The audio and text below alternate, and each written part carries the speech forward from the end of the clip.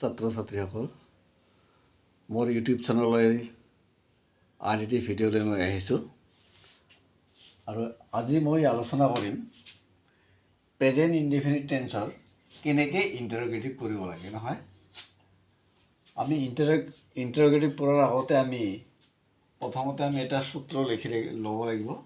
প্ৰথমতে কি ল'ম? প্ৰথমতে আৰম্ভ কৰিম ডু বা ডাজ। নহয়, তাৰপিছত কি দিম? ছাবজেক্ট। তাৰপাছত কি দিম? Plus verb. পাছত কি দিম? অবজেক্ট। নহয়, ইয়াত মই দুটা উদাহৰণ দিছোঁ। এক number, I C A bird. যিহেতু আই ফাৰ্ষ্ট পাৰ্চন, সেইকাৰণে আমি কি দিম? Do I C A bird. কিন্তু পিছফালে আমি কি দিম?